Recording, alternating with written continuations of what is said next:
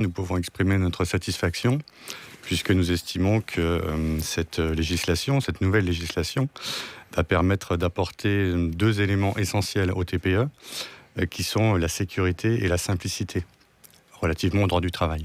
Sécurité notamment sur les indemnités prud'homales, par exemple, le fait qu'il y ait un plafond, c'est quelque chose qui vraiment vous rassure en tant que petit patron? Alors, ça permet effectivement de réduire, voire de supprimer, on va dire de réduire un élément essentiel vis-à-vis du chef d'entreprise, qui est l'aléa. On a deux types d'aléas par rapport à cet élément. C'est l'aléa judiciaire, dans le sens où, quelle que soit la qualité du dossier qui a pu être monté, on ne sait jamais quel va être le résultat d'une audience prud'homale. Et puis l'aléa aussi financier, puisque en fonction du lieu de situation de la justice prud'homale, pour un même dossier, on n'aura jamais le même niveau de condamnation. Donc si je résume, ça vous offre de la visibilité? Ça offre effectivement de la visibilité. Et ça, c'est un élément essentiel dans le cadre de la gestion du chef d'entreprise. Aux syndicats qui disent que le rapport de force est clairement déséquilibré maintenant, qu'en gros les petits patrons vont pouvoir faire ce qu'ils veulent dans leur entreprise, vous répondez quoi? Les petits patrons ne font déjà pas ce qu'ils veulent dans leurs entreprises, puisqu'ils travaillent en collaboration, ils travaillent au milieu, ils travaillent en symbiose avec leurs salariés. Lorsqu'on a 4, 5, jusqu'à 10, voire 20 salariés, le chef d'entreprise est au milieu de ses salariés et travaille avec eux. Donc il y a de toute façon un discours, un échange, des échanges qui se font au quotidien. Mais ça, c'est si tout se passe bien, mais justement, quand on a 10, 11, 15 salariés, en cas de référendum, par exemple, c'est compliqué quand même, quand on est salarié, de s'opposer au patron, justement parce qu'on se connaît tous, on se connaît bien. Alors, il faut savoir que dans l'hypothèse d'un référendum, donc dans l'hypothèse où déjà il y aurait une négociation qui se mettrait en place, la négociation ne sera validée que si 2/3 des salariés la valisent. On a quand même déjà une majorité renforcée.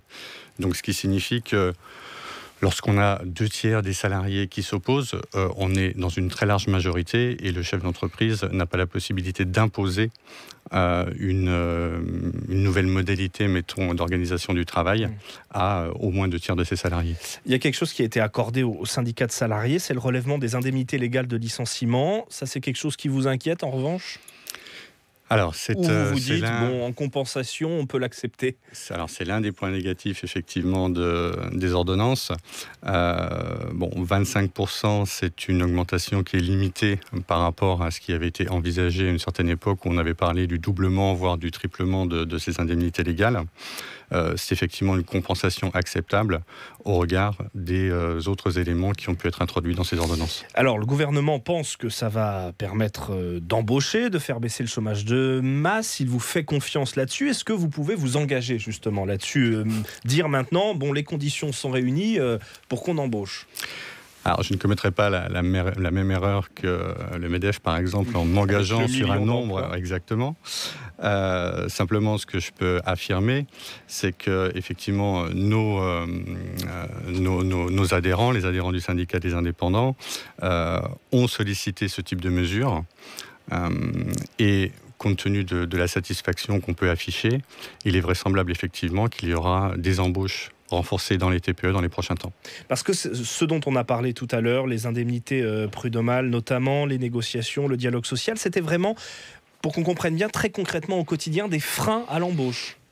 Alors, le frein à l'embauche, encore une fois, c'est l'aléa. C'est-à-dire que lorsque vous souhaitez embaucher une personne et que si jamais vous rencontrez un conflit avec cette même personne, vous ne savez pas comment ça va se passer, combien de temps ça va durer, quel coût ça va induire pour votre entreprise, c'est un obstacle effectivement à l'embauche. Et je dirais même plus, derrière, c'est un obstacle au développement de l'entreprise, puisque le temps que toute cette situation se décante, sans connaître encore une fois l'issue, notamment financière, vous empêche d'embaucher de nouveau ou d'investir. Rapidement, j'ai lu que vous restiez vigilant dans l'application des ordonnances. Vous craignez que le gouvernement flanche face à la contestation de la rue?